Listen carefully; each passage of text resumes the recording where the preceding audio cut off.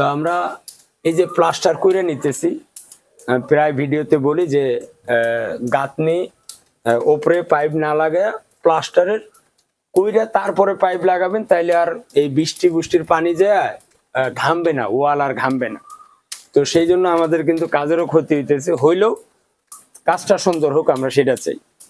এই লাইন করলা কি জন্য? এই 4 ইঞ্চি দুইটা, 4 ইঞ্চি দুইটা করছিলাম উপরের আপনার ময়লা আর ওয়েস্ট ওয়াটারের জন্য। আচ্ছা, ময়লা আর ওয়েস্ট ওয়াটারের লাইন কি এদিক দিয়ে উঠবো নাকি কোন দিক দিয়ে?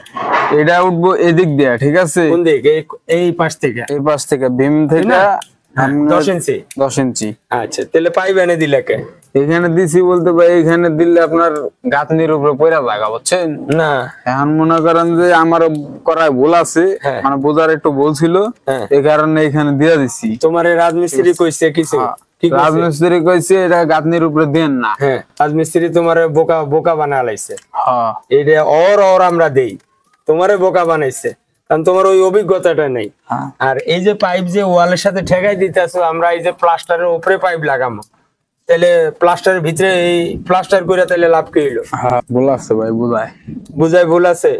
তো বাকি লোকগুলা যে ছিল তারা খেয়াল করে নাই? না, তারা তো কেউ খেয়াল করে নাই। যদিও কইছে তুমি ঝাড়ি মারছো, কিসে এই জায়গায় ক্ষতি। দেখে ছোটখাটো ভুলের কারণে